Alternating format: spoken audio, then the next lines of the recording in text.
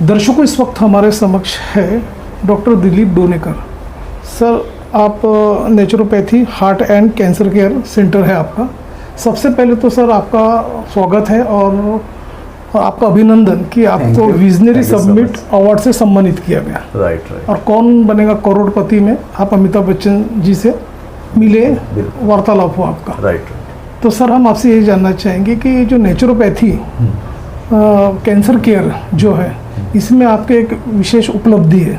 बिल्कुल। तो आप ये बताइए कि ये जो उपलब्धि जो है, अचीवमेंट्स जो है, ये किस तरह के अचीवमेंट्स हैं जो विदाउट जिनको कीमोथेरेपी की जरूरत गिरती है उसको भी बिल्कुल बाईपास हो जाता है ये सारी चीज़ें का। तो आप ये बताइए इसकी क्या उपलब्धि है और ये आपकी जर्नी कैसी शुरुआत हुई इसमें, उस बारे में बताइए। मेरे मम्मी डैडी आयुर्वेदिक वैद्य थे, जो पुराने ज़माने के वैद्य होते। उनका भी काफ़ी नाम प्रचलित था। पहले उनको जो जाने जाते हुक्मे मलम के नाम से जाने जाते मेरे डैडी को। मैं उनकी 7वीं औलाद हूँ, मैं 6वीं औलाद हूँ। तो मैं सबसे छोटा हूँ। तो जब मैं पढ़ाई कर रहा था तो स्पेशली मैं लॉ फैकल्टी में चला गया था। जब मुझे एक प्रॉब्लम हुआ, मैं इसमें टर्न क्यों हुआ, मुझे एक्चुअली पाइल्स हो गया था। तो मैं काफ़ी करा रहा था इस प्रॉब्लम से। तो मेरे डैडी ने बोला कि क्या हो गया, तो थोड़ा शर्म भी आ रही थी, तो काफ़ी दर्द भी हो रहा था। तो डैडी ने पूछा, तो मैंने बताया कि ऐसा ऐसा है। तो डैडी ने मुझे कुछ टैबलेट्स बनाई थी, कुछ काढ़ा बनाया था, और एक ही दिन में मुझे रिलीफ हो गया, जो मैं काफ़ी 10-15 दिन से झेल रहा था मेरे ऐसा प्रॉब्लम।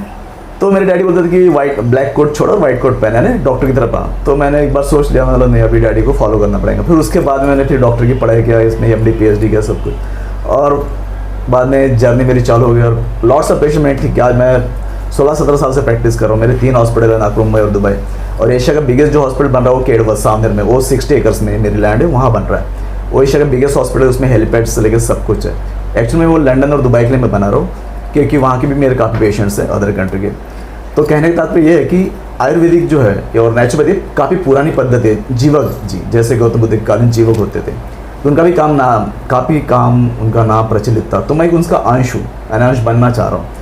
तो जो भी मैं मेडिसिन देता हूँ, मेरे डैडी की कुछ फार्मुलेशन, आयुर्वेदिक फार्मुलेशन, कुछ मेरे फार्मुलेशन है, और इनको हम सब मिला के जो हमने फार्मुलेशन बनाया, तो पेशेंट पे हम अप्लाई करते हैं। तो कैंसर जैसे जटिल बीमारी जो शायद आज जितने भी एलोपैथिक से आज अदर पैथी है, शायद वो वहाँ तक नहीं पहुँच पाए जहाँ डॉक्टर दिलीप डोनेकर पहुँचा है। मैं अपनी बढ़ोतरी नहीं कर रहा हूँ, लेकिन मेरे पेशेंट्स हैं, मेरे पेशेंट के रिजल्ट दे रहा हूँ। तो लंदन के पेशेंट जो है कुछ अंबानी फैमिली के, जो प्रीति मर्चेंट है, उनके भी है, और बाकी नागपुर, ऑस्ट्रेलिया, कनाडा, सभी जगह के पेशेंट्स हैं। तो कहने का तात्पर्य है कि जो कैंसर से ग्रसित होते हैं, और मेरे पास सब सारे लास्ट स्टेज के पेशेंट्स आते हैं, या नागपुर के जितने भी हॉस्पिटल, बड़े हॉस्पिटल, जहाँ वो हाथ ऊपर करते हैं, तब डॉक्टर डोनेकर का नाम चलता है। नाम इसलिए चलता है कि मैं कैंसर के सेल पे काम करता हूँ।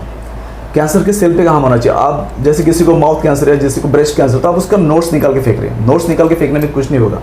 कैंसर को आपने नहीं ठीक किए, आपने सिर्फ नोट्स निकाल के फेंक किए, और आप उन्हें कीमोलाइट्स रेडिएशन जो भी आप एलोपैथिक करते हैं उसको आप सिंक्रेशन कर रहे हैं। बट एटलीस्ट देखा जाए तो बाद में रिजल्ट वही आता है और पेशेंट चले जाता है। तो मेरा जो कहती है नेचुरोपैथी, इसमें आयुर्वेदिक थोड़ा कॉम्बिनेशन लेता हूँ मैं, और मैं कैंसर सेल पे काम करता हूँ। जब मैं मेडिसिन अप्लाई करता हूँ, मेरे जहाँ तक के पेशेंट्स है वो 4 to 5 मंथ्स का डोज होता है। जितने भी पेशेंट्स है 4 to 5 महीने के जो ड्यूरेशन होता है, उसमें जब मैं 5 महीने के बाद या 4 महीने बाद उनको बोलता हूँ कि आप एक टेस्ट करवा लो, जस्ट लाइक पेट स्कैन। जब पेट स्कैन करते हैं और वहाँ जब उनको नहीं दिखता कि cancer is cure, completely cure, कहीं पे भी रिकरेंस नहीं, कुछ नहीं, तो मेरे पेशेंट हैप्पी होते हैं। और उसके बाद 2 साल 3 साल के बाद भी मेरे पेशेंट रिकरेंस नहीं होते। ये सबसे बड़ी इंपॉर्टेंट है। और विदाउट एनी साइड इफेक्ट, कोई भी आपको एलोपैथिक के साइड इफेक्ट जैसे होते हैं, वो मेरी मेडिसिन में साइड इफेक्ट्स नहीं होते। और ये सब करता हूँ तैयार, और उन्हें बताता हूँ क्या खाना क्या नहीं खाना चाहिए। जितना मेरा मेडिसिन इंपॉर्टेंट है उतना मेरा डाइट भी। नहीं तो ऐसा नहीं कि मैं मेडिसिन दे रहा हूँ, आप कुछ भी खा रहे, मैगी खा रहे, ये सब खा रहे, तो जो भी जंक फूड खा रहे हैं वो नहीं खाना चाहिए। तो मेरे कुछ इंस्ट्रक्शन होते हैं, उनके फाइल में मैं देता हूँ, ये इंस्ट्रक्शन फॉलो करो 3 से 4 महीना। उसके बाद मैं रिपोर्ट्स निकालने के लिए बोलता हूँ। रिपोर्ट्स में नहीं है, नेगेटिव है, तो पेशेंट इज ओके। हाँ, इनकेस यदि कोई पेशेंट्स के रिपोर्ट्स में थोड़ा बहुत दिखा है नोट से कुछ कैंसर के सेल तत्व, तो मैं उनको बोलता हूँ 1-2 महीने ट्रीटमेंट ज़्यादा भी चल सकता है, अदरवाइज 5 महीने में भी क्योर होते हैं। मोस्टली मेरे पेशेंट जो है 5 या 6 महीने में क्योर हो ही जाते हैं। अब कुछ पेशेंट यदि नहीं होते तो मैं थोड़ा सॉरी बोलना चाहूँ, क्योंकि मैं डॉक्टर भगवान नहीं हूँ, लेकिन इतना है कि भगवान का हाथ यदि पकड़ने का सामर्थ्य तो सिर्फ डॉक्टर में। तो डॉक्टर ने पूरा कोशिश करना चाहिए। मैं बियॉन्ड द लाइन जाके कोशिश करता हूँ।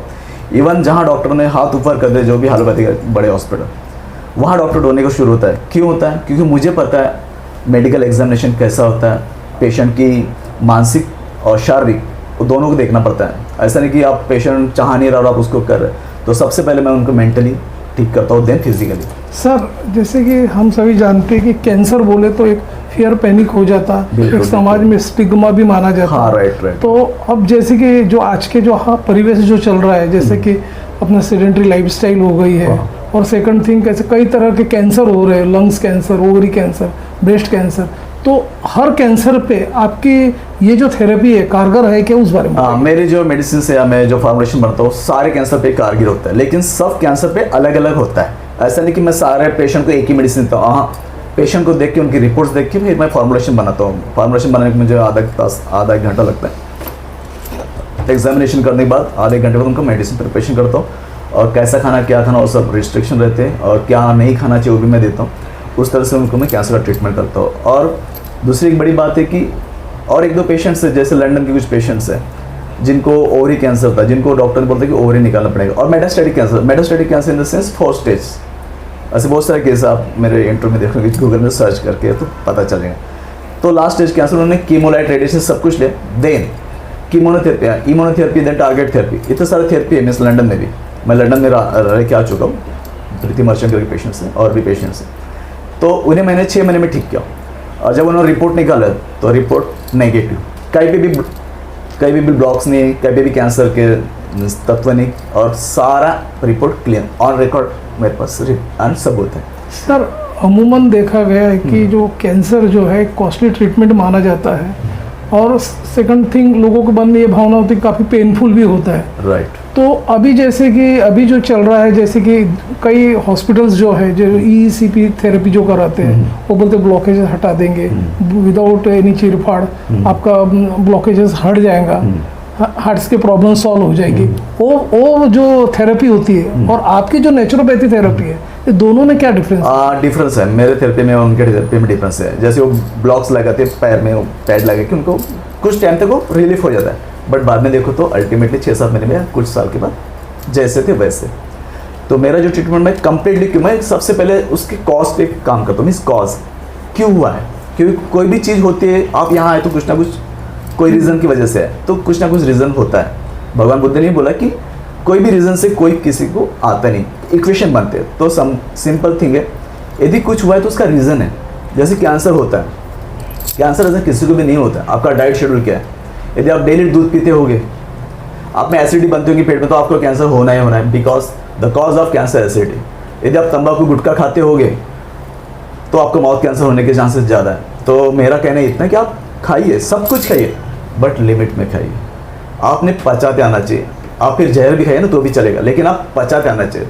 कहने का तात्पर्य ये है नहीं कि आप जहर खाओ, लेकिन कहने का तात्पर्य ये है कि उतना ही खाइए आप जो आप पचा सके। सिंपल सा थिंग है, आप किसी जानवर को देखो, या डॉगी या शेर को देखो, जब भी शेर शिकार करता है 30-40 किलो मटन करता है, तब उसको भूख रहती है, और जब वो 30-40 किलो मटन खा लिया तो वो 7-8 दिन किसी भी जानवर को पंगा नहीं मारता या पंजा नहीं मारता। तो वो कितने अवेयर होते हैं। इवन डॉगी भी, यदि वो भूख लगी तभी खाना खाएगा, आप उनको भूख लगे नहीं और आप खाना देते नहीं खाएगा, तो वो कितने सहज होते हैं और कितने नेचुरल होते हैं। और हम इंसान कभी भी मिले, कुछ भी मिले, खा ही लेते हैं। तो आप एक्सेस खाओगे तो बीमारी के नज़दीक जाओगे। आप उतना ही खाइए जितना आप पचा सकते हैं। तो सबकी क्षमता अलग अलग होती है। शायद मैं 4 रोटी खाता हूँ, आप 2 रोटी खाते हैं, तो सबका अलग अलग। आपका वर्क प्लेस कैसा, मैं ऑफिस में बैठूँ, कोई वर्किंग कर रहा लेबर काम, उसका अलग होता है। बट खाना खाने का टाइम आपको 2 बजे के पहले। तो सर चलते चलते हमारे दर्शकों को ये भी बताइए, किसी भी प्रकार की कोई भी प्रॉब्लम उन्हें आती है कैंसर से रिलेटेड या हार्ट से रिलेटेड, वे आपसे संपर्क कर सकते हैं? बिल्कुल बिल्कुल, डेफिनेटली। तो आपका एक जनमानस में क्या मैसेज होगा कि किस तरह से लाइफस्टाइल होनी चाहिए, हाँ, ताकि कैंसर की ग्रिप में ना आए? सर ने काफ़ी अच्छा सवाल किया कि देखो, हमें जो लाइफ मिलती है वो एक ही बार मिलती है, हमें 2-2 बार लाइफ नहीं मिलती। तो हम अपनी लाइफ का सदुपयोग करना चाहिए। भले हमारे बारे में कोई गलत सोचे, लेकिन हमने अच्छा सोचना चाहिए, और हमें अपना जो भी हमने तरक्की के मार्ग, जो प्रोफेशन, उसमें अपने करना चाहिए। और लाइफस्टाइल जो है, आप सिंपल लाइफस्टाइल रखिए, पहले की लाइफस्टाइल रखिए। खाना दिन में आपको 2 के पहले खाने का, टाइमिंग थोड़ा कम ज़्यादा हो सकता है, लेकिन 2 के पहले ही खाना है। और शाम को यदि आप खाना करते हो 7-8 बजे तक खा लीजिए। हाँ, यदि वर्किंग में है तो आप 8-9 बजे तक खा सकते हैं, लेकिन 7 बजे खाना खाए तो बहुत ज़्यादा बेटर। और तीसरा, आप स्वस्थ रहिए। स्वस्थ रहिए मीन्स मेंटली, फिजिकली आपके जो विचार हो पॉजिटिव होना चाहिए, आप कभी फ्रेश होना चाहिए। पानी उतना ही पियो, पानी भी आप बहुत ज़्यादा मत पियो। बहुत सारे डॉक्टर बोलते हैं कि बहुत सारा पानी पियो। सर बहुत सारा पानी पियोगे तो आपका ब्लैडर फूलेगा, स्टमक बाहर आएगा। तो आपकी बॉडी खुद डिसाइड करती है। हमारी बॉडी सबसे बड़ी पैथोलॉजी लेबॉर्ट्री है। हमारी बॉडी सब बताती है हमें क्या करना चाहिए, क्या नहीं करना चाहिए। तो हमारी बॉडी जब बोलती है कि आपको पानी पीना चाहिए तो पानी पीना चाहिए, भूख लगी तो खाना खाना चाहिए। आप बॉडी को सुनो, भले आप डॉक्टर थोड़ा कम ज़्यादा सुनो, लेकिन आप बॉडी को सुनो। आपकी बॉडी खुद आपको जज करती है। यदि आपको नींद आ रही है तो नींद लीजिए सर। यदि नींद नहीं लोगे तो फिर आपको मेटाबॉलिकल सिस्टम गलत होगा, फिर आपका एंजाइम तैयार होगा और ऊपर से आपका एसिडिक तैयार होगा। एसिडिक तैयार होगा तो फिर कैंसर से नज़दीक जा सके। तो लाइफस्टाइल आपकी सिंपल रखिए, जो भी खाइए खुश मिजाज से खाइए, आपका नेचर अच्छा रखिए और पॉजिटिव थॉट्स रखिए, और थोड़ा योगा, मेडिटेशन और आहार थोड़ा ही कीजिए। और